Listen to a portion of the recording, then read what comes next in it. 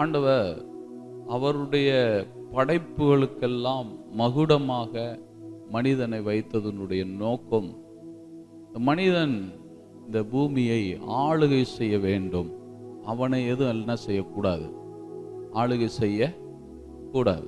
அதனால தான் பாருங்க, அந்த ஆதாமை தேவன் படைக்கும் பொழுது, நீ சகலத்தையும் என்ன பண்ணிக்கொள், ஆண்டுகொள் என்று சொல்லி என்ன பண்ணாரு, ஆசீர்வதிக்கிறார். ஆசீர்வதிக்கும் பொழுது தேவன் சொன்ன வார்த்தை ஆண்டுகொள்.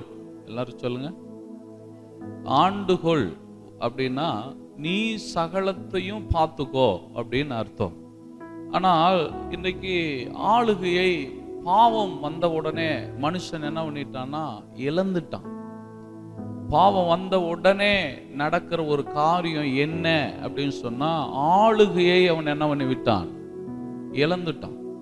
என்ன ஆளுகையை இழந்துட்டான் அப்படின்னா, இன்னைக்கு நம்ம யாரையாவது ஆளுகிறோமா அப்படின்னா இல்லை. நம்ம யாரையும் ஆள முடியுமா? நீங்க யாராவது ஆளுகைக்கு உட்படுவீங்களா? ஆஹன்றோம். நம்ம யார் ஆளுகைக்கு உட்பட்டு இருக்க மாட்டோம். நம்மளை யாராவது ஒருத்தர் ஆட்சி செஞ்சுக்கிட்டே உட்கார்ந்து இருக்க முடியுமானா, நான் சொல்லுகிற அர்த்தம் என்ன அப்படின்னு சொன்னா, எப்பொழுதும் நீங்க இதை செய் அதை செய்யன்னு சொல்லி உங்களை யாரும் என்ன செய்ய முடியாது, ஆளுகை செய்ய முடியாது.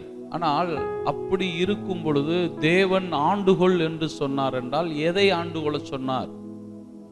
ஒரு கேள்வி இருக்கு இல்லையா? நீங்க சகலத்தை ஆண்டு கொள்ளுங்கள் அப்படின்னு சொன்னா, தேவன் இந்த பூமியில் காணப்படுகிற எல்லா காரியத்தை காட்டிலும் இன்னொரு மனிதனும் இருக்கிறான். மனுஷன்றதை காட்டிலும் இன்னொருத்தன் இருக்கிறான். அவன் யாருன்னா பிசாசானவன். ஆண்டவர் சொன்னார், நீ அவனை ஆளுகை செய்ய வேண்டும், அவன் உன்னை ஆளுகை செய்யக்கூடாது என்றார். அப்ப இந்த உலகத்துல இருளின் ராஜ்யம் இருக்கிறது.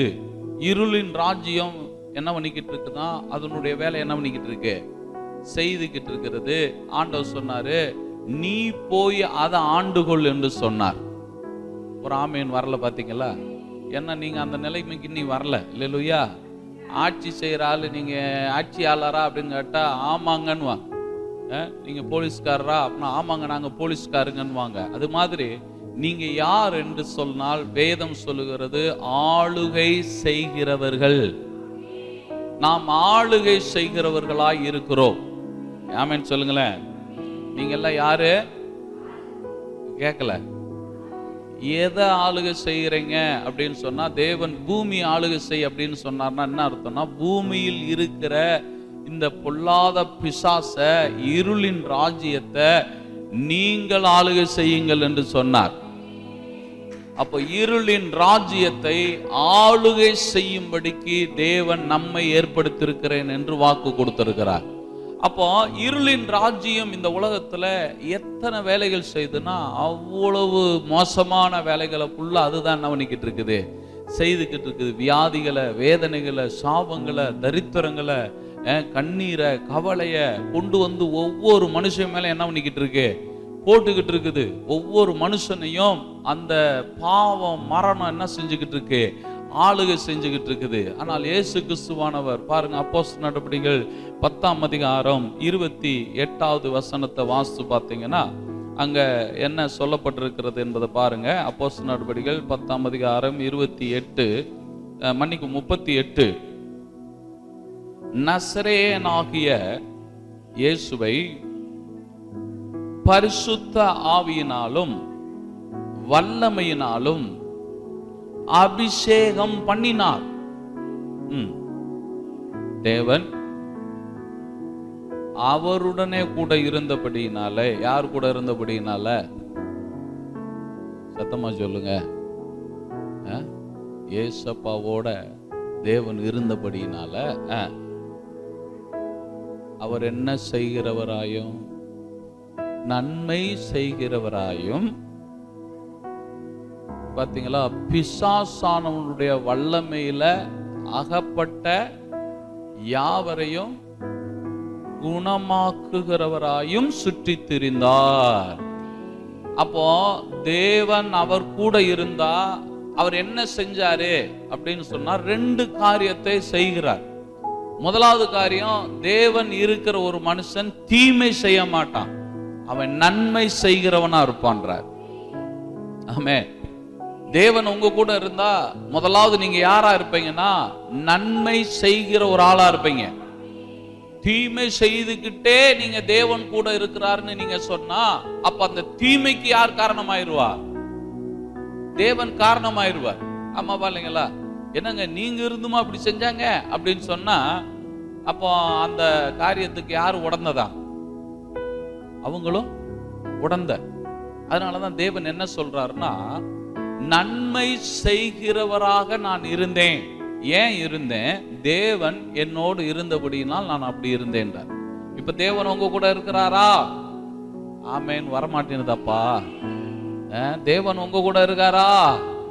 எதை வச்சு சொன்னீங்க? எதை வச்சு? நாங்கள் நன்மை செய்கிறவராக நாங்கள் இந்த பூமியில இருக்கிறோம் என்றால் தேவன் அவங்க கூட இருக்கிறார்னு அர்த்தம். அப்போ உங்க கூட தேவன் இருக்கிறாரா இல்லையா அப்படின்னா, நன்மை செய்கிறாள்கிட்ட தான் தேவன் இருக்கிறார். அவரிடத்தில் எல்லளவும் தீமை இல்லை. தீமை பார்க்காத சுத்த கண்ணர், தீமையவே பார்க்கிறதே கிடையாது. அவர் அதை பார்க்க கூட விரும்பாத ஒரு ஆளு.